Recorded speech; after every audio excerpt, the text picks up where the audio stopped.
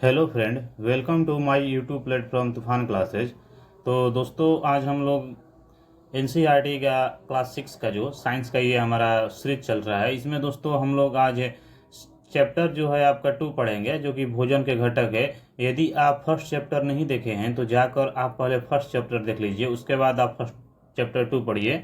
दोस्तों, ये सीरीज हम लोग लगभग आपके दोस्तों 45 दिनों के अंदर दोस्तों ख़त्म कर लेंगे, 6 ले लेके दोस्तों 10 तक। और दोस्तों, इसका जो है आप पीडीएफ यदि प्राप्त करना चाहते हैं तो हमारे टेलीग्राम चैनल से आप जुड़ सकते हैं, जिसका चैनल का दोस्तों जो लिंक है हमारे डिस्क्रिप्शन बॉक्स में दिया हुआ है। और दोस्तों, साथ ही में हम आपको इसका शॉर्ट नोट्स भी प्रोवाइड करवाएंगे, जो कि बहुत ही बेहतरीन होगा दोस्तों। तो दोस्तों, आइए शुरू करते हैं। जो हमारा दूसरा चैप्टर है, भोजन के घटक है। तो दोस्तों, अध्याय 1 में हम उन खाद्य पदार्थों की सूची की बनाई थी जिन्हें हम खाते हैं। तो दोस्तों, भारत के विभिन्न भागों में खाए जाने वाले विभिन्न व्यंजनों के बारे में भी हमने आपको बताया था, उन्हें मानचित्र में अंकित भी किया था दोस्तों। तो यदि दोस्तों आप पहला चैप्टर नहीं पढ़े होंगे तो पहला चैप्टर जाके जरूर पढ़िएगा, क्योंकि दोस्तों पहला चैप्टर से ही दोस्तों आपका जो दूसरा चैप्टर है ये आपका कोरिलेट करता है। तो दोस्तों, एक प्रकार के भोजन में चपाती, दाल और बैगन का भरता हो सकता है। तो दोस्तों, दूसरे में चावल, सांभर तथा भिंडी हो सकती है। इसके अतिरिक्त अन्य भोजनों में अप्पम, मछली तथा सब्जियां या मछलियां आपकी हो सकती है दोस्तों। तो दोस्तों, यहाँ पर आप देख सकते हैं कि ये दोस्तों आपको क्रियाकलाप के माध्यम से समझाना चाहता है कि आपको जीवन से चीज़ों को रिलेट करके ये आपको बच्चा की तरह, अगर एनसीईआरटी अगर 6 है दोस्तों तो ये बच्चा की तरह ही आपको समझाएगा। तो दोस्तों, इससे आपको यह नहीं देखना है कि कौन सा क्वेश्चन बन रहा है, आपको सबसे पहले अपनी समझ को विकसित करना है। तो धीरे धीरे आपका जैसे ही समझ विकसित होगा, उसके बाद हम लोग जैसे ही आपको 9th-10th का किताब पढ़ेंगे तो वहाँ पर चीज़ों को समझने में आपको बहुत ही सहूलियत होगी। तो दोस्तों, क्रियाकलाप 1 देखते हैं कि आमतौर पर हमारे आहार में अन्न से बना कम से कम एक व्यंजन तो होता ही है। दूसरे खाद्य पदार्थ में, जैसे कि आपके हो गया दाल या मांस, कोई व्यंजन तथा सब्जी हो सकती है। इसमें दही, मट्ठा तथा अचार भी दोस्तों आप शामिल कर सकते हैं। वहीं दोस्तों, अगर हम बात करें तो इस तरह के आहार कुछ उदाहरण सारणी 2.1 में दिए गए हैं, जो कि आपको नीचे हम दिखाएंगे दोस्तों। अध्याय में प्रस्तावित क्रियाकलाप 2 में आपके द्वारा सारणी में दर्शाए गए व्यंजन छांटिए। इस सूची में कुछ अन्य व्यंजन जोड़िए तथा इसे सारणी 2.1 में दर्शाई गई विधि को पूरा कीजिए। दोस्तों, यदि आपके पास बुक नहीं है तो आप बुक ले लीजिए, क्योंकि दोस्तों आप अपने किताबों से ही इस प्रकार की सूची को देख सकते हैं और उसके द्वारा आप दोस्तों दर्शाए गए जो कि व्यंजन है उसे आप समझिएगा और उसे आप छांट सकते हैं दोस्तों। इस तो हमारे एग्जाम पॉइंट ऑफ व्यू से ज़्यादा इंपॉर्टेंट नहीं है, लेकिन आपको समझ विकसित करने के लिए इसे पढ़ना ही पड़ेगा, क्योंकि आपको जब तक आप बच्चा नहीं बनिएगा तब तक आपकी चीज़ों नहीं समझ में आएगी। आपको लगेगा कि हम इतने बड़े होंगे, हम ये सब जानकर क्या करेंगे। तो इससे दोस्तों समझ विकसित होएगा, जो कि आप जो गलती किए हैं पूर्वार्ध में दोस्तों, वो गलती से आपको धीरे धीरे सीखना है। तो आपको बच्चा का जो दिमाग होता है उस तरीका को आपका बनना पड़ेगा। आपको ये नहीं सोचना है कि ये 6 क्लास का है, ये सब आपको अध्याय में क्या करवा रहा है, व्यंजन छाटिए, सूची बनाइए, इससे हमको क्या फ़ायदा होगा। तो दोस्तों, इससे आपका समझ विकसित होगा। तो आप आराम से एकदम धीरे धीरे पढ़िए और वीडियो के बिना स्किप किए हुए देखिए। तो दोस्तों, कभी कभी हम अपने भोजन में वस्तुतः इन सभी व्यंजनों को नहीं ले पाते हैं। यदि हम यात्रा में हों तब हम वहीं खा लेते हैं जो रास्ते में उपलब्ध हो। दोस्तों, यदि आप कभी यात्रा करते होंगे तो दोस्तों जो यात्रा में हमें भोजन मिलता है वो हम खा लेते हैं। हमसे दोस्तों ये कुछ लोगों के लिए संभव नहीं हो पाता है कि इस तरह के विविध भोजनों को हर समय खा सकें। दोस्तों, यदि बाहर में आप रहिएगा तो अलग अलग प्रकार के व्यंजन आपको कहाँ से मिल सकता है। आज के यदि टेक्नोलॉजी की बात करें दोस्तों तो आपको होटल वगैरह में मिल सकता है, लेकिन आप अपने द्वारा बनाकर ऐसी चीज़ों के व्यंजन नहीं प्राप्त कर सकते हैं। वहीं दोस्तों, यदि आप अलग अलग होटल में जाते हैं तो वहाँ के दोस्तों कल्चर के अनुसार ही हमें खाना मिलता है, ना कि आपको जैसा चाहिएगा वैसा आपको खाना मिल जाएगा। वहीं दोस्तों, अगर हम बात करें तो आहार में विभिन्न खाद्य पदार्थ के इस तरह के वितरण का कोई ना कोई आधार होना चाहिए। क्या हमारे शरीर में विशेष प्रयोजन के लिए विभिन्न प्रकार के भोजन की आवश्यकता होती है। दोस्तों, ये कह रहा है कि हमारे जो खाद्य पदार्थ होते हैं इसमें अलग अलग प्रकार के कोई ना कोई आधार आपका होना चाहिए, जैसे कि हमारे शरीर को भरपूर दोस्तों आपकी भोजन की आवश्यकता जो है वो मिल सके। वहीं दोस्तों, यदि 2.1 की अगर हम बात करें दोस्तों तो इसमें आपको दिया हुआ है कि विभिन्न प्रकार के खाद्य पदार्थों में क्या होता है। हम जानेंगे कि जो अलग अलग हम खाना खाते हैं उसमें क्या क्या पाया जाता है। तो दोस्तों हम जानते हैं कि प्रत्येक भोजन व्यंजन एक या एक से अधिक प्रकार की कच्ची सामग्रियों से बना होता है। यानी कि दोस्तों जो भोजन बनाया जाता है उसमें आपके कच्चे सामानों का उपयोग किया जाता है, उसके बाद दोस्तों उसे पकाकर आपका भोजन तैयार किया जाता है। तो दोस्तों जो हमें पादपों यहाँ पर आप देख सकते हैं कि विभिन्न क्षेत्र राज्यों के कुछ समान भोजन दिए गए हैं। जैसे कि आपका ये पंजाब राज्य क्षेत्रों में दोस्तों मक्का की रोटी आपकी जो चलती है, और वहीं दोस्तों दाल या मांस के व्यंजन में दोस्तों वहाँ राजमा का प्रयोग किया जाता है, और सब्जियों में दोस्तों वहाँ पर बहुत ज़्यादा गेहूं या आप कह सकते हैं कि ये आपके जो रबी की फसल होती है ज़्यादा पाई जाती है। तो दोस्तों वहाँ पर सरसों के साग भी आपको देखने को मिलते हैं। अगर अन्य व्यंजनों की दोस्तों बात किया जाए तो पंजाब में आपको दही और घी की मात्रा अधिक देखने को मिलती है।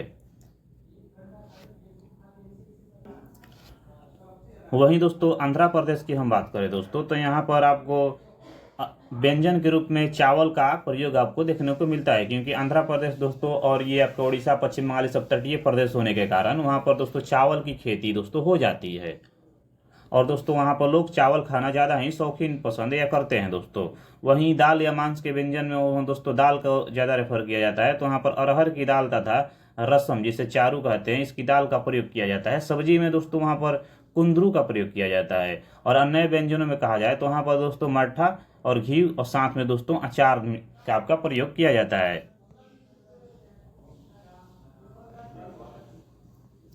वहीं दोस्तों अगर हम बात करें तो ये जंतुओं से मिलते हैं जो कि कच्चे सामग्री के संगठक क्या हैं। तो दोस्तों कच्ची सामग्री से हमारे शरीर के लिए कुछ आवश्यक घटक होते हैं।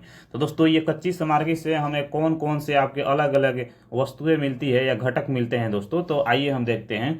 दोस्तों इन घटकों को हम पोषक कहते हैं, जो ये दोस्तों हमें प्राप्त होता है अलग अलग आपके कच्ची सामग्री के दोस्तों जो व्यंजन होते हैं उससे। तो दोस्त उन सभी हम जो घटक होते हैं उन्हें हम एक नाम यहाँ पर दिया गया है पोषक। दोस्तों हर चैप्टर का अपना एक दोस्तों कीवर्ड होता है, तो सबसे ज़्यादा महत्वपूर्ण है कि आप उस कीवर्ड को पकड़िए। यहाँ पर आपका पोषक दिया हुआ है, पोषक से दोस्तों इसमें बहुत सारे चीज़ आपको शामिल हो जाएंगे। तो दोस्तों ये सब कीवर्ड होता है, इन्हीं पर हम लोग को काम करना होता है। इसको यदि आप पकड़ लिए तो चैप्टर आपको दोस्तों धीरे धीरे समझ में आने लगेगा।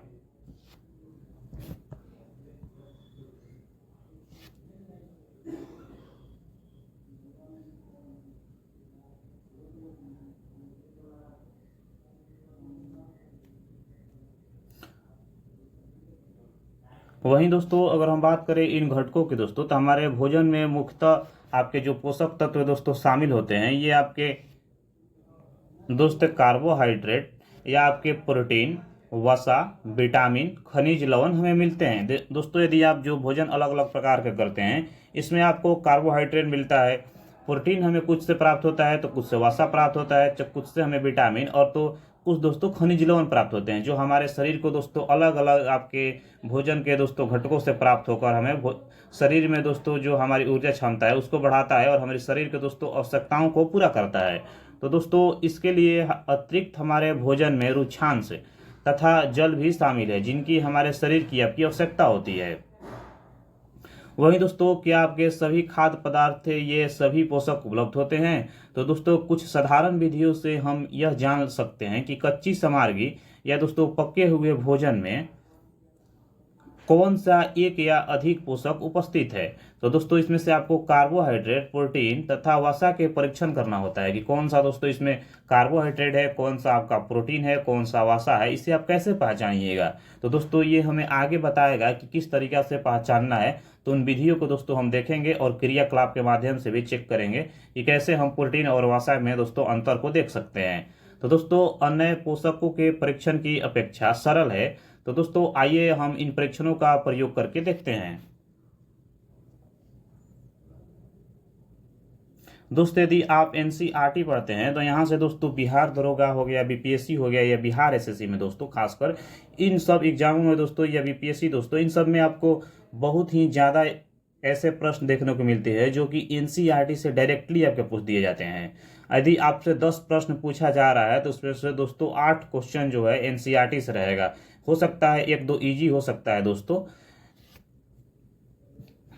वहीं दोस्तों इन परीक्षणों को करने के लिए आपके पास आयोडीन एक होना चाहिए, जिसे हम आप नमक कह सकते हैं, और कॉपर सल्फेट या कॉस्टिक सोडा विलयनों को दोस्तों आवश्यकता होगी। दोस्तों आपको कुछ प्रखनलियों तथा एक ड्रॉप को भी आवश्यकता पड़ती होगी।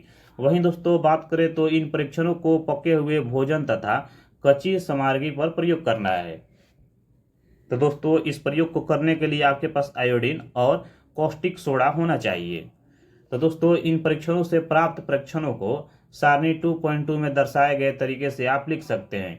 दोस्तों इस सारणी में कुछ खाद्य पदार्थ दर्शाए गए हैं। अपना परीक्षण इन पर अन्य किसी उपलब्ध खाद्य पदार्थ पर कर सकते हैं। इन परीक्षणों को सावधानी से कीजिए और किसी भी रसायन को खाने या चखने का प्रयास मत कीजिए। दोस्तों ये आपकी सुरक्षा के बारे में बता रहा है कि यदि आप कोई प्रयोग करते हैं तो दोस्तों केमिकल लेस होता है, तो वो एक प्रक्रिया से दोस्तों वो कच्चा होता है, इसलिए आप उसे किसी भी प्रकार का सेवन डायरेक्टली मत कीजिए। दोस्तों यदि हम बात करें तो यदि आवश्यक विलयन तत्काल उपलब्ध नहीं है तो आपके अध्यापक निम्न विधि से तैयार करा सकते हैं। दोस्तों विभिन्न खाद्य पदार्थ की जांच करके देखें कि किसमें कार्बोहाइड्रेट उपस्थित है, और कार्बोहाइड्रेट कई प्रकार के होते हैं। दोस्तों कार्बोहाइड्रेट में जैसे कि हमारे भोजन में पाए जाने वाले मुख्य कार्बोहाइड्रेट मंड तथा शर्करा के रूप में होते हैं। तो दोस्तों आप यह ध्यान रखिएगा, जो कि कार्बोहाइड्रेट में मुख्य तौर पर दोस्तों मंड या आपके शर्करा पाए जाते हैं। तो ये हमारे एग्जाम पॉइंट से बहुत ही इंपॉर्टेंट है दोस्तों। ये बिहार पुलिस में भी पूछा गया था कि मुख्यतः कार्बोहाइड्रेट में क्या पाया जाता है, तो मंड या शर्करा दोस्तों इसमें पाई जाती है। तो दोस्तों ये आप ध्यान रखिएगा। वही दोस्तों अगर बात करें तो यहाँ पर ये परीक्षण दोस्तों किया गया है जिसमें कि आपके आयोडीन जो कि NaCl होता है दोस्तों, तनु विलयन बनाने के लिए जल से आधी भरी प्रखनली में कुछ बूंदे टिंचर आयोडीन को मिला दीजिए। दोस्तों इसमें कॉपर सल्फेट विलयन और 100 मिलीमीटर जल में दोस्तों 2 कॉपर सल्फेट इसमें घोलने से बनता है। दोस्तों 100 मिलीलीटर जल में 100 ग्राम कॉस्टिक सोडा घोलने से हमें अभिष्ट कॉस्टिक सोडा विलयन में मिला लिया जाएगा। तो दोस्तों यदि किसी खाद्य पदार्थों में मंड है तो हम इसका आसानी से परीक्षण कर सकते हैं। दोस्तों यदि किसी खाद्य पदार्थ में मंड है तो उसे आप प्रयोग करने के लिए टिंचर आयोडीन और आपके जो तनु विलयन होता है दोस्तों कॉपर सल्फेट, उसे लेकर आप प्रयोग कर सकते हैं। वहीं दोस्तों क्रियाकलाप 2 हम लोग देखते हैं कि आपके मंड के लिए यहाँ पर परीक्षण बताया गया कि मंड को आप कैसे पहचानिएगा। तो दोस्तों परीक्षण के लिए खाद्य पदार्थ या कच्ची सामग्री की आपकी अल्प मात्रा लीजिए और इसमें तनु आयोडीन विलयन की 2 या 3 बूंद डालिए और खाद्य पदार्थ के रंग में होने वाले परिवर्तन को आप देखिए कि क्या यह नीला या काला हो गया। दोस्तों यदि यह नीला या काला हो जाता है तो रंग मंड की उपस्थिति को दर्शाता है। तो आप ये ध्यान रखिएगा कि मंड का परीक्षण जब हम किए तो वहाँ पर जब उसका दोस्तों जो कलर है यानी कि जो रंग है यदि वो नीला या काला हो जाता है तो वो मंड की उपस्थिति को दर्शाता है। तो दोस्तों मंड के पहचान करने के लिए दोस्तों जो विलयन का रंग होना चाहिए वो काला या आपका नीला होना चाहिए। तो ये भी दोस्तों हमारे एग्जाम पॉइंट से ये यहाँ से एक हमारा पॉइंट ये बन गया, तो आप ध्यान रखिएगा।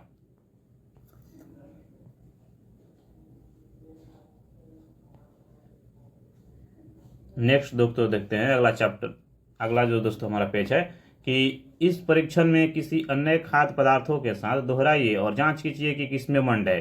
तो दोस्तों आपके पास यदि ऐसी सुविधा है तो आप ऐसे चेक कर सकते हैं, जो कि आपको ही काफ़ी ही महत्वपूर्ण होगा। अभी दोस्तों प्रोटीन के परीक्षण के लिए यहाँ पर जानकारी दी गई है। तो प्रोटीन के परीक्षण के लिए किसी खाद्य पदार्थ की थोड़ी मात्रा लीजिए जिसपे खाद्य पदार्थ का परीक्षण करना है। यदि वह ठोस है तो पहले उसका पेस्ट अथवा चूर्ण बनाने की आवश्यकता होती है। दोस्तों प्रोटीन को परीक्षण करने के लिए सबसे पहले उस खाद्य पदार्थ को लीजिए। यदि दोस्तों आपका जो खाद्य पदार्थ है यदि वो ठोस है तो दोस्तों उसको आप एक कंपोस्ट या करके दोस्तों उसे पेस्ट अथवा चूर्ण बना लीजिए। और दोस्तों खाद्य पदार्थ की थोड़ी मात्रा को पीसकर या मसलकर उसके चूर्ण को एक साफ प्रखनली में डाल दें और 10 बूंद जल डालकर उसे अच्छी तरह से हिलाएं। दोस्तों इस प्रकार से यदि आप ड्रॉपर की सहायता से प्रखनली में 2 बूंद कॉपर सल्फेट विलयन तथा 10 बूंद कॉस्टिक सोडा का विलयन डालिएगा तो अच्छी तरह से हिलाकर कुछ मिनट के लिए प्रखनली को रख दीजिए। तो आपने क्या देखा कि प्रखनली में क्या पदार्थ जो हैं दोस्तों यहाँ पर दोस्तों देख सकते हैं कि प्रोटीन के परीक्षण करने के लिए आपके पास एक चित्र दर्शाया गया है, जो कि यहाँ पर एक कॉपर सल्फेट है और कॉस्टिक सोडा है दोस्तों, और ये एक प्रणाली में डाला जा रहा है। तो दोस्तों आइए देखते हैं कि डालने के बाद इसके जो कलर में दोस्तों कौन सी चेंजिंग होती है। तो दोस्तों जैसे ही कॉपर सल्फेट और आपके जो ये आयोडीन है दोस्तों, इसे ही आप इसे मिलाते हैं दोस्तों, तो बैंगनी रंग हो जाता है। तो दोस्तों इसका मतलब हुआ आपका कि बैंगनी रंग खाद्य पदार्थों में प्रोटीन की उपस्थिति को दर्शाता है। तो दोस्तों ये भी हमारा एक आपके एग्जाम के पॉइंट से बहुत ही ये महत्वपूर्ण आपका पॉइंट बन गया कि प्रोटीन की उपस्थिति दर्शाने के लिए किस कलर का उपयोग किया जाता है। तो यहाँ पर आपके प्रोटीन अगर दोस्तों बैंगनी कलर है तो आपका प्रोटीन हो जाएगा। तो दोस्तों यहाँ से आपसे पूछ सकता है कि प्रोटीन की उपस्थिति दर्शाने के लिए किस मतलब कलर का प्रयोग किया जाए दोस्तों विलेन में। तो ये आपके बैंगनी रंग जिस कलर का हो जाता है वो आपका प्रोटीन की उपस्थिति को दर्शाता है। वहीं दोस्तों अगर हम बात करें तो क्या आप इस परीक्षण को किसी दूसरे खाद्य पदार्थों के साथ दोहरा सकते हैं। तो दोस्तों आइए नेक्स्ट जो हमारा है कि हम लोग देखते हैं वसा का परीक्षण करके। तो दोस्तों खाद्य पदार्थ की अल्प मात्रा लीजिए, इसे एक कागज के टुकड़े को लपेट कर कूटिए और ध्यान रखिएगा दोस्तों कि ये कागज कहीं फट ना जाए। तो दोस्तों अब कागज को सीधा कीजिए और ध्यानपूर्वक देखिए कि क्या इस तेल के डब्बे के दोस्तों कागज को किस प्रकाश के सामने लाएं कि आपको इस डब्बे से होकर आने वाले धुंधला प्रकाश दिखाई देता है। दोस्तों यदि ऐसी होता है तो कागज का तेल का धब्बा खाद्य पदार्थों की वसा की उपस्थिति को दर्शाता है दोस्तों। तो दोस्तों वैसे भी तेल में जो होता है वसा पाया जाता है, यानी कि फैट ही पाया जाता है। यदि उस वसा को देखा जाए तो एक दोस्तों सैचुरेटेड फैट होता है, एक अनसैचुरेटेड फैट। हिंदी में अगर दोस्तों बात करें तो एक आपका संतृप्त वसा होता है, एक आपका असंतृप्त वसा होता है। वो आगे जैसे ही हम दोस्तों 8-9 में जाएंगे वो हम लोग को चीज़ें मिलने लगेगी।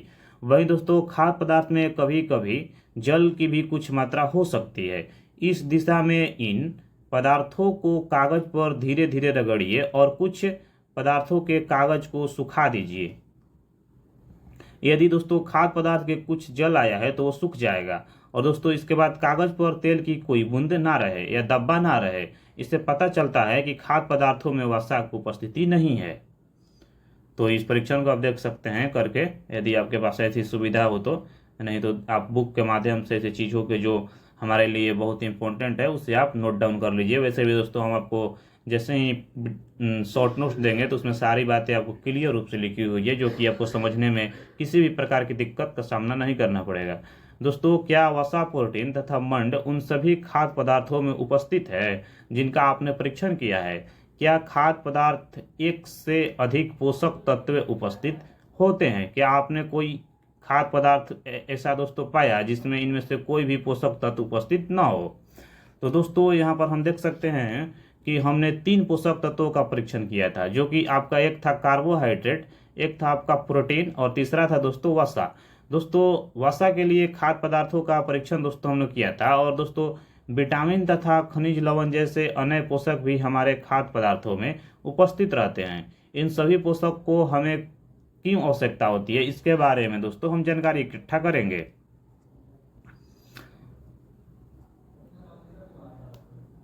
दोस्तों यहाँ पर आप एक चित्र में देख सकते हैं कि यहाँ पर वसा के कुछ स्रोत है जो कि पादप स्रोत तथा जंतु स्रोत से आपके लिए गए हैं। वहीं दोस्तों अगर बात करें तो विभिन्न पोषक हमारे शरीर के लिए क्या करते हैं। आखिर दोस्तों जो हम भोजन करते हैं वो हमारे शरीर के लिए क्या करते हैं, आखिर हम क्यों खाते हैं भाई। अगर हम खाना है तो क्यों खाते हैं, आखिर भोजन की आवश्यकता हमें क्यों है, इसके बारे में दोस्तों हम लोग देखेंगे। क्या हम लोग बिना खाए पिए नहीं रह सकते हैं, इसके बारे में भी दोस्तों देखेंगे कि आखिर हमें भोजन की आवश्यकता ही क्यों पड़ती है।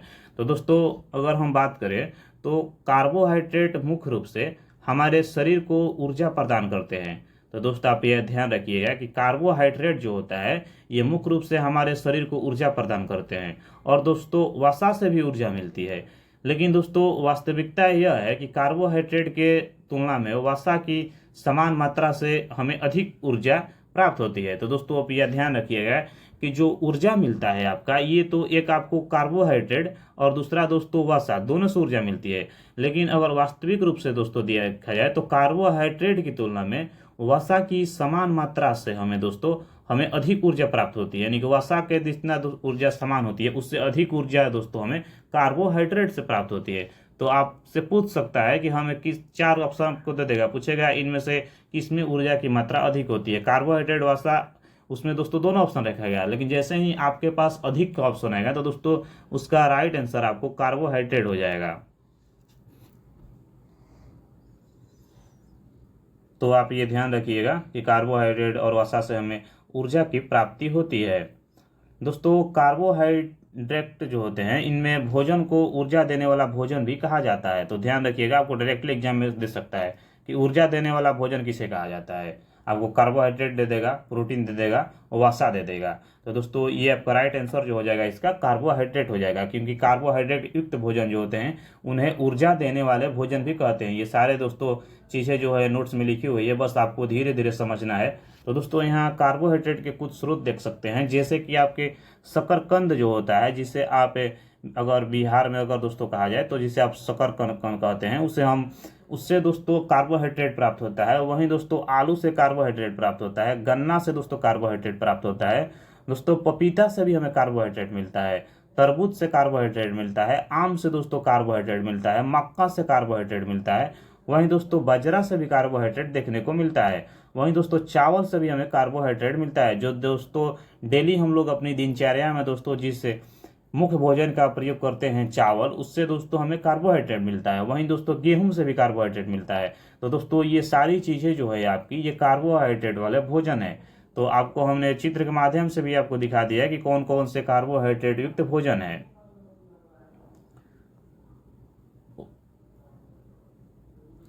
वहीं दोस्तों अगर हम बात करें यहाँ पर वसा के कुछ स्रोतों की दोस्तों, तो ये जो आप यहाँ वसा जो हमें दोस्तों प्राप्त होता है ये दो तरीका से प्राप्त होता है। एक वसा दोस्तों हमें जंतु से प्राप्त होता है दोस्तों, और एक वसा हमें पादप से प्राप्त होता है। तो दोस्तों ये जो हमारे पादप से प्राप्त होने वाले वसा है, तो दोस्तों आइए देखते हैं कि कौन कौन से ऐसे पादप है यानी कि पेड़ पौधे हैं जिनसे हमें वसा प्राप्त होता है। तो दोस्तों एक गिरी होता है जिसे हमें वसा प्राप्त होता है। गिरी यानी कि जो आलमंड आप ऑयल देखते होंगे दोस्तों, उसकी बात कर रहे हैं। यहाँ पर चित्र के आप माध्यम से देख सकते हैं, इसे हिंदी में गिरी कहा जाता है। तिल से दोस्तों हमें वसा प्राप्त होता है, मूंगफली से वसा प्राप्त होता है, सूरजमुखी का ये तेल है, इससे भी दोस्तों वसा प्राप्त होता है। ये दोस्तों सोयाबीन का तेल है, इससे भी आपको वसा प्राप्त होता है। नारियल के तेल से भी आपको वसा प्राप्त होता है। और दोस्तों जो हम लोग डेली यूज करते हैं यानी कि उस जैसे आपकी सरसों का तेल जो कि हम रोज खाते हैं, इससे भी दोस्तों हमें वसा प्राप्त होता है। वहीं दोस्तों अगर हम बात करें तो जो कि आपके पादप जंतु होते हैं दोस्तों, यानी कि ये जो कि जंतु दोस्तों होते हैं, पादप के जो स्रोतों में ये जंतु जो पाए जाते हैं दोस्तों, इनमें दोस्तों अगर बात करें हम कि कैसे दोस्तों इनमें आपके वसा प्राप्त होता है, तो मक्खन दोस्तों जो कि गाय से आपके दूध निकलता है, दूध से आपको मक्खन को बनाया जाता है दोस्तों, तो मक्खन से भी हमें वसा प्राप्त होता है जो कि जंतु के द्वारा ही दिया जा रहा है। और वहीं दोस्तों घी जो होता है ये भी उस प्रक्रिया में आता है, दूध भी दोस्तों उसी प्रक्रिया में आता है, तो इससे भी हमें वसा प्राप्त होता है। अंडे दोस्तों मुर्गी के द्वारा जो दी जाती है, इससे भी हमें वसा प्राप्त होता है। क्रीम भी दोस्तों इससे भी हमें वसा प्राप्त होता है। मछली जो आप लोग सेवन करते हैं, इससे भी दोस्तों वसा प्राप्त होता है। मांस का सेवन जो लोग करते हैं उनको दोस्तों वसा आपको मांस ले मिल जाता है।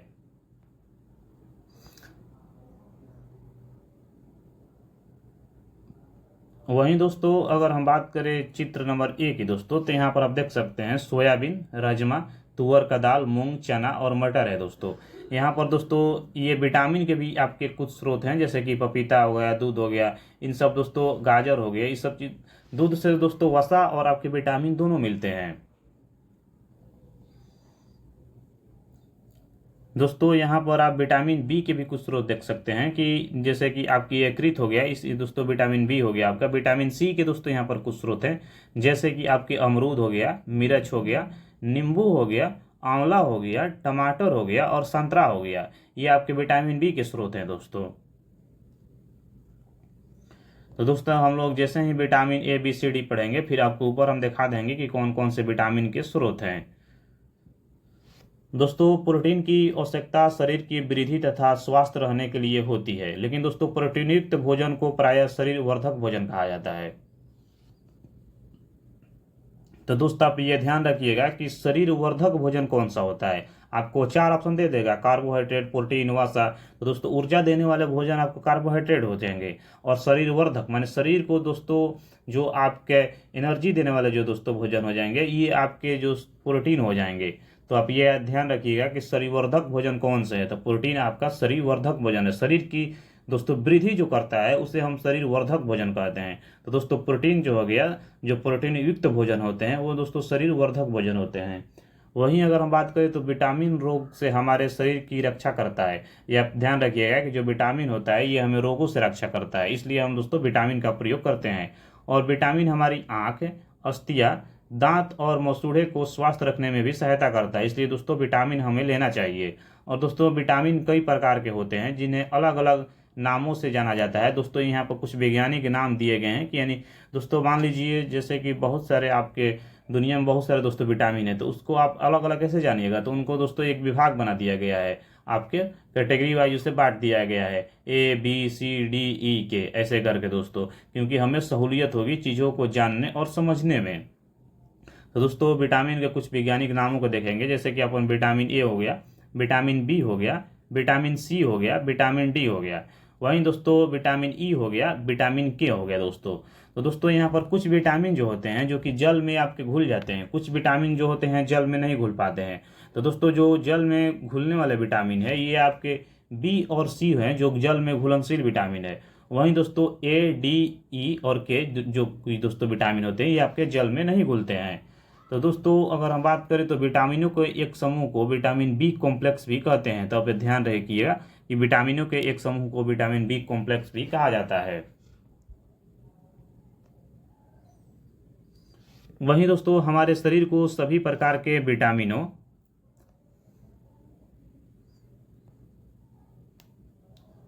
की अल्प मात्रा में आवश्यकता होती है। दोस्तों विटामिन ए हमारी त्वचा तथा आंखों को स्वस्थ रखता है, तथा दोस्तों विटामिन सी बहुत से रोगों को लड़ने में मदद करता है। तो आप ध्यान रखिएगा कि विटामिन ए दोस्तों जो होता है हमारी त्वचा को दोस्तों आपकी स्वस्थ और आंखों को दोस्तों आपकी स्वस्थ रखता है। वहीं दोस्तों विटामिन सी जो होता है बहुत से रोगों को लड़ने में हमारी मदद करता है। दोस्तों यदि आपको बुखार वगैरह लगता है तो आप विटामिन सी का सेवन कीजिएगा, तो आपको बुखार में काफ़ी ही आपको रिलीफ दोस्तों प्राप्त होगी। वहीं दोस्तों विटामिन डी हमारे अस्थियों और दांतों के लिए कैल्शियम का उपयोग करने में हमारे शरीर की दोस्तों सहायता करता है। दोस्तों जो सूरज का रोशनी होता है दोस्तों उससे भी हमें विटामिन डी प्राप्त होती है। तो आप ध्यान रखिएगा कि विटामिन हमारे शरीर एवं अस्थि एवं दांतों के लिए कैल्शियम का भी दोस्तों उपयोग किया जाता है।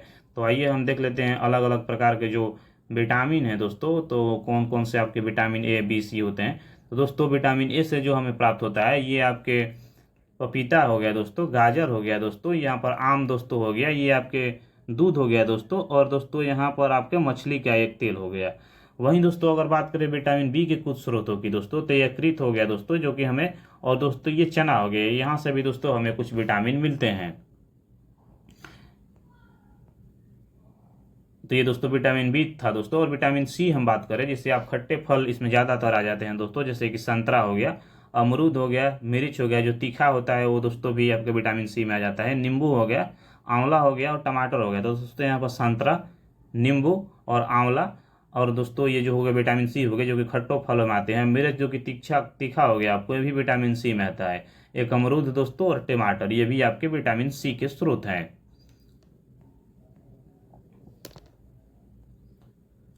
तो दोस्तों यहाँ पर आयोडीन के भी आप कुछ स्रोत देख सकते हैं, जो कि हमें पालक से आयोडीन प्राप्त होता है, और दोस्तों यहाँ पर मछली हो गई, या दोस्तों यहाँ पर एक केंकड़ा की तरह दोस्तों दिया गया, इससे भी हमें आयोडीन प्राप्त होता है। और दोस्तों दूध और केला दोस्तों यहाँ पर हो गए, इनसे भी दोस्तों हमें कुछ मात्रा में दोस्तों आपके जैसे में दोस्तों कैल्शियम की भी प्राप्ति होती है।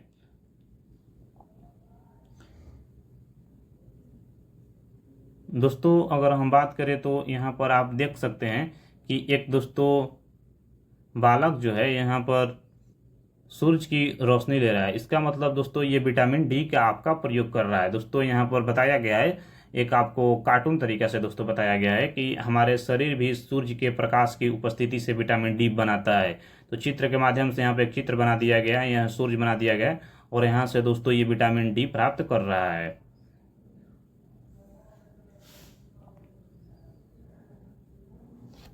वहीं दोस्त यदि आप चैनल पर नए हैं तो चैनल को सब्सक्राइब कर लीजिए। वीडियो आपको अच्छी लग रही है तो वीडियो को लाइक आप ज़रूर कीजिए और दोस्तों अपने दोस्त मित्र साथी को शेयर जरूर कीजिए, क्योंकि दोस्तों ये जो आपका ये सीरीज है दोस्तों लगातार ये चलता रहेगा। दोस्तों हमारे शरीर को खनिज लवणों की आवश्यकता अल्प मात्रा में होती है। शरीर की उचित विकास तथा अच्छे स्वास्थ्य के लिए प्रत्येक खनिज लवण की आवश्यक है। विभिन्न खनिज लवण के कुछ स्रोत 2.10 में दोस्तों दर्शाया गया है। तो दोस्तों अधिकांश खाद्य पदार्थों में एक से अधिक पोषक तत्व होते हैं, जो कि अपने सारणी में आप 2.2 के परीक्षणों में लिख सकते हैं। दोस्तों अगर हम बात करें तो किसी भी आपके कच्ची सामग्री में एक निश्चित पोषक की मात्रा दूसरे पोषक की मात्रा से अधिक हो सकती है।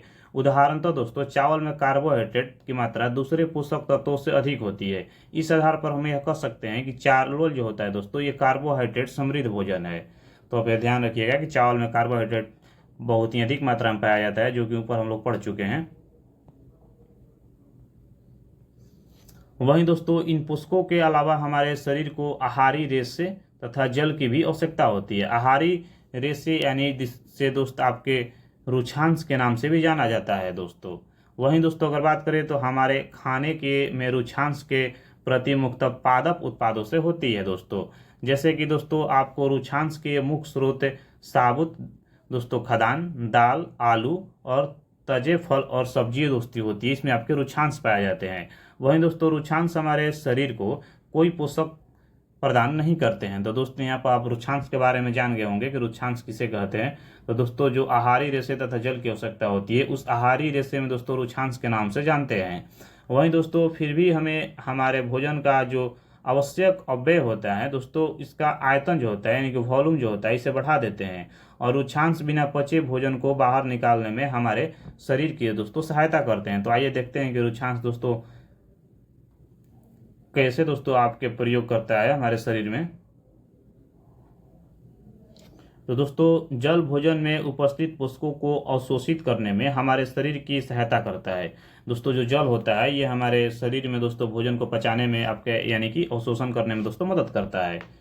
वहीं दोस्तों यह कुछ अपशिष्ट पदार्थ हो जैसे कि मूत्र तथा पसीनों को शरीर से बाहर निकालने में भी सहायता करता है। वहीं दोस्तों सामान्यतः हमारे शरीर को कितने जल की आवश्यकता होती है यह वह हमें उन वस्तुओं से प्राप्त होता है जिन्हें हम द्रव के रूप में लेते हैं। दोस्तों ये आप डायरेक्टली या इनडायरेक्टली कर सकते हैं दोस्तों। तो दोस्तों आप डायरेक्टली तो जल लेते ही हैं दोस्तों, और इनडायरेक्टली भी हम लोग जल लेते हैं। जैसे कि आपके जो कुछ वस्तुएं होती है जिनमें द्रव रहता है जिसे उससे भी दोस्तों हम लोग कुछ मात्रा में आपके जल ले लेते हैं। जैसे कि आपके दूध हो गया, चाय हो गया, इन सब से भी दोस्तों हम कुछ न कुछ मात्रा में आपके जल को ग्रहण करते हैं। इसके अतिरिक्त दोस्तों हम जो भी भोजन पकाते हैं उसमें भी पानी का प्रयोग किया जाता है। तो आइए दोस्तों हम देखते हैं कि कौन से ऐसे स्रोत है जो हमारे जल को प्रदान करते हैं दोस्तों यहाँ पर एक क्रियाकलाप दिया गया है। दोस्तों क्रियाकलाप भी पढ़ना जरूरी है, क्योंकि दोस्तों कुछ क्रियाकलाप से भी प्रश्न पूछ लिए जाते हैं जो कि महत्वपूर्ण होता है। तो आइए देखते हैं कि आपके एक टमाटर अथवा नींबू जैसे कि कोई फल लें, इसे छोटे छोटे हिस्से में काट ले। क्या ऐसा करते समय आपके हाथ गीले होते हैं? जब भी आप घर में किसी फल या सब्जी को काटा या छीला या मसाला जाता है तब ध्यानपूर्वक उसका निरीक्षण कीजिए। क्या ऐसा करते समय आपका किसी ऐसे ताजे फल या सब्जी के बारे में पता चलता है जिसमें पानी की मात्रा नहीं होती है? दोस्तों हमने देखते हैं कि कई पदार्थ जल होते हैं और कुछ सीमा तक हमारे शरीर के लिए भी आवश्यकता होती है। जल की पूर्ति इसी जल से होती है। इसके अतिरिक्त कई पदार्थों को पकाते समय हमें उसमें डालते हैं दोस्तों। वहीं दोस्तों अगर हम बात करें संतुलित आहार का, तो दोस्तों सामान्यतः पूरे दिन में जो भी कुछ हम खाते हैं दोस्तों उसे आहार कहते हैं। और दोस्तों हमारे शरीर की वृद्धि और अच्छे स्वास्थ्य को बनाए रखने के लिए हमारे आहार में वे सभी पोषक तत्व उचित मात्रा में होनी चाहिए जिनकी हमारे शरीर की आवश्यकता होती है। दोस्तों कोई भी पोषक तत्व न आवश्यकता से अधिक और न ही कम है दोस्तों। हमारे आहार में पर्याप्त मात्रा में रुक्षांश तथा जल भी होना जरूरी है दोस्तों, और इस प्रकार से हम एक आहार को संतुलित आहार कहते हैं। तो दोस्तों इसीलिए कहा जाता है कि संतुलित आहार हमें लेना चाहिए।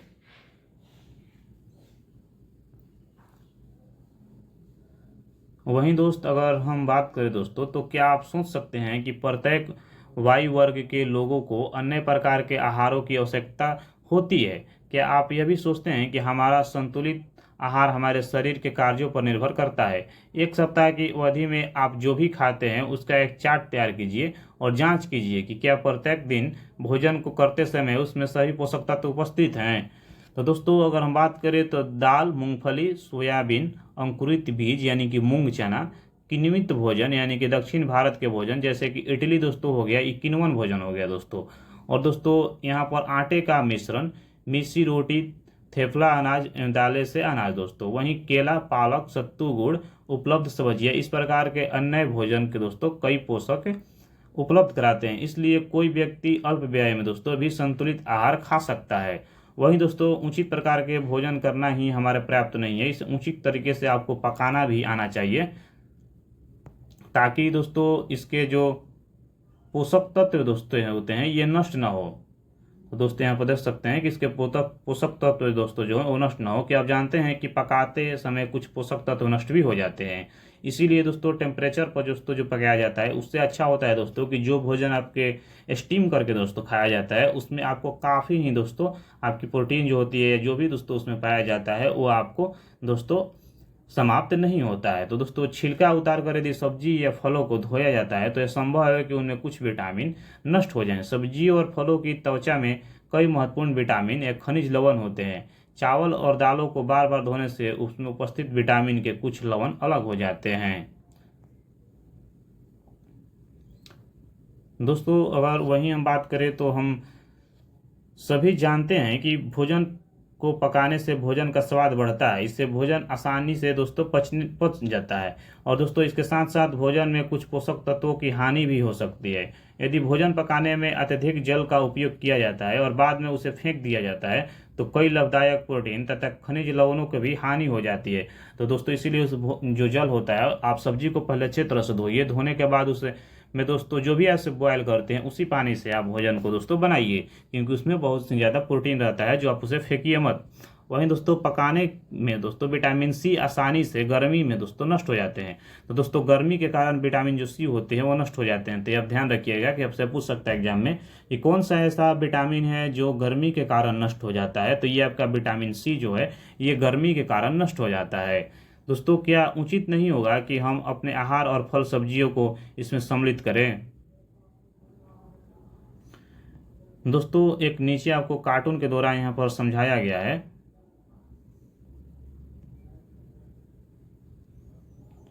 दोस्तों यहाँ पर इसका नाम जो है बूझो नाम है। दोस्तों बूझे ने सोचा कि हमारे समय वसयुक्त खाना ही सर्वोत्तम भोजन है। एक कटोरी कार्बोहाइड्रेट भोजन की अपेक्षा एक कटोरी वसायुक्त भोजन अधिक ऊर्जा देगा। दोस्तों एक ऐसा नहीं होता है कि अतः उसने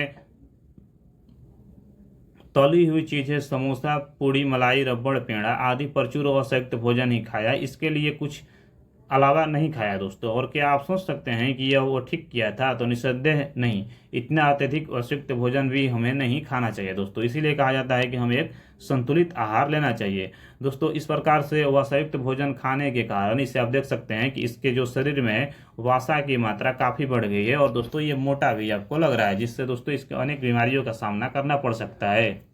जैसे आपका थायराइड हो गया, शुगर हो गया, इस सब दोस्तों आपको बीमारी इसको पकड़ सकता है। तो इसीलिए हमें संतुलित आहार का प्रयोग करना चाहिए।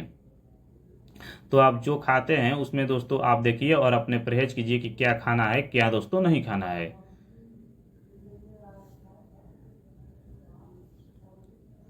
दोस्तों बहुत से हानिकारक हो सकते हैं हमारे भोजन में वसा की मात्रा अधिक मोटापे के कारण बनते हैं। वहीं दोस्तों अभाज्यन्य रोग क्या होते हैं?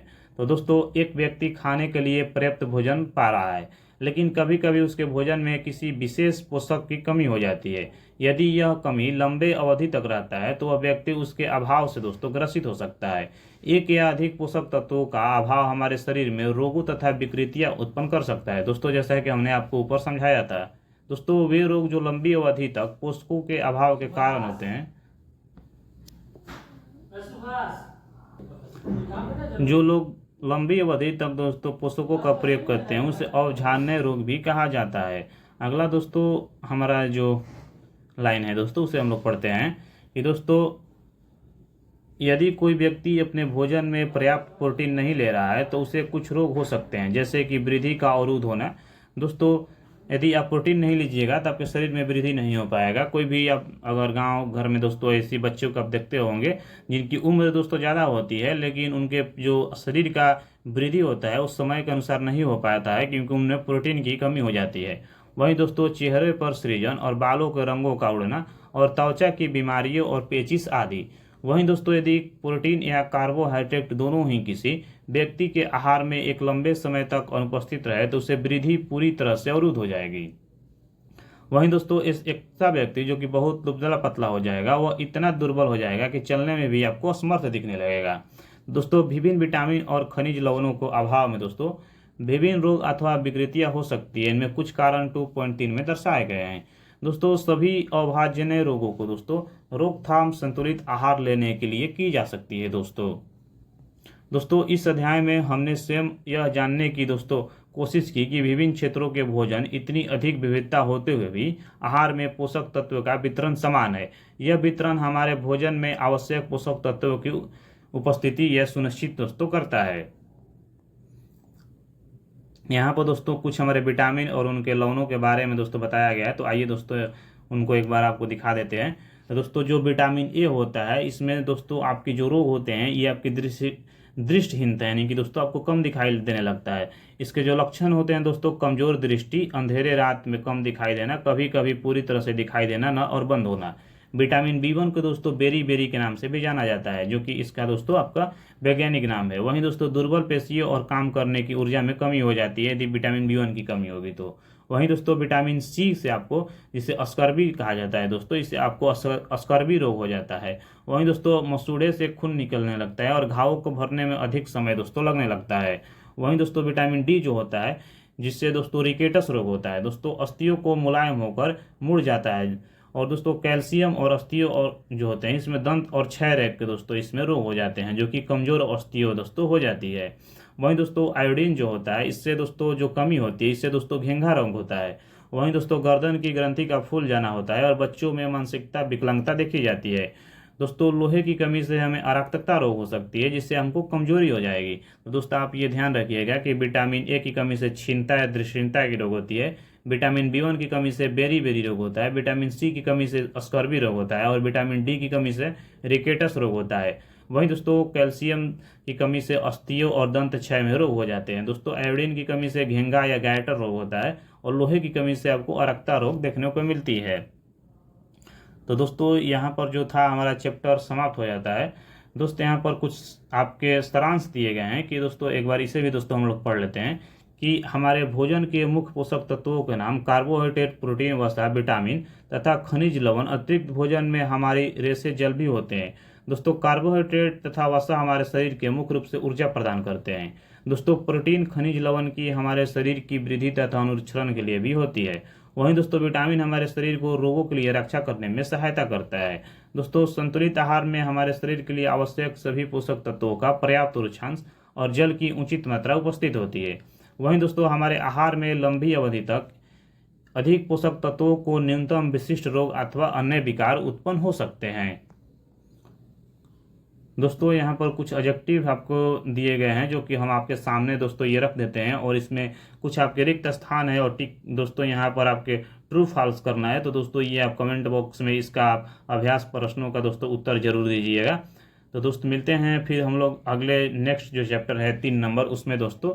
तो दोस्तों यदि आप चैनल पर नए हैं तो चैनल को सब्सक्राइब कर लीजिए। वीडियो आपको अच्छी लग रही है तो वीडियो को लाइक एंड शेयर जरूर कीजिए। और साथ ही दोस्तों यदि आप करंट अफेयर्स पढ़ना चाहते हैं तो दोस्तों हमारे न्यूज़पेपर पर आपके न्यूज़पेपर के माध्यम से करंट अफेयर्स की तैयारी करवाई जाती है। तो आप हमसे सुबह में दोस्तों 6:30 बजे जुड़ सकते हैं। तो तब तक के लिए दोस्तों जय हिंद।